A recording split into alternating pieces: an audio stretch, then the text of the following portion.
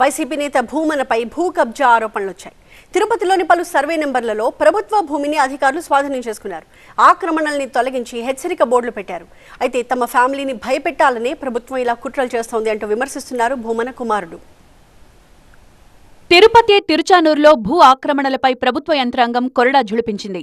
YCP నేత TTD మాజీ chairman Bhumana Karunakar Reddy భూ ఆక్రమణలకు పాల్పడ్డారని విజిలెన్స్ రిపోర్ట్ ఇవ్వడంతో రెవెన్యూ యంత్రాంగం యాక్షన్లోకి దిగింది. జేసీబీలతో ఆక్రమణలు తొలగించింది. తిరుపతి అర్బన్ మండలం మంగళంలోని సర్వే నెంబర్ 47/1, 47/2లో భూ ఆక్రమణలకు పాల్పడ్డట్లు గుర్తించారు.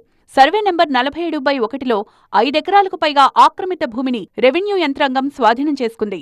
సర్వే నెంబర్ 47/5లో 3.5 ఎకరాలకు పైగా భూమిలో హెచ్చరిక బోర్డులను రెవెన్యూ అధికారులు ఏర్పాటు చేశారు. స్వర్ణముఖి పరివాహక ప్రాంతం కూడా ఆక్రమించినట్లు గుర్తించిన రెవెన్యూ యంత్రాంగం పోలీస్ బందోబస్తు మధ్య ప్రహరీ గోడలను కూల్చేశారు. మరోవైపు భూమన ఆక్రమణలపై విజిలెన్స్ రిపోర్ట్ ఇచ్చినా ఇన్నాళ్లు పట్టించుకోని రెవెన్యూ అధికారులపై కూడా చర్యలకు సిద్ధమవుతోంది సర్కార్. భూ కబ్జాలంటూ చంద్రబాబు తనపై కక్ష సాధిస్తున్నారన్నారు భూమన కరుణాకర్ రెడ్డి.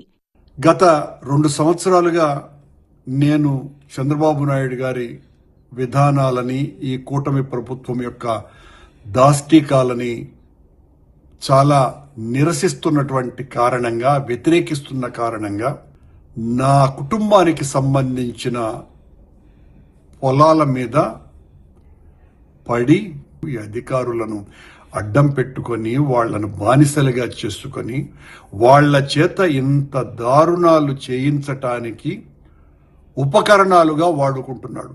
అయితే భూ కబ్జా ఆరోపణల్లో తప్పుపడుతోంది భూమన కుటుంబం.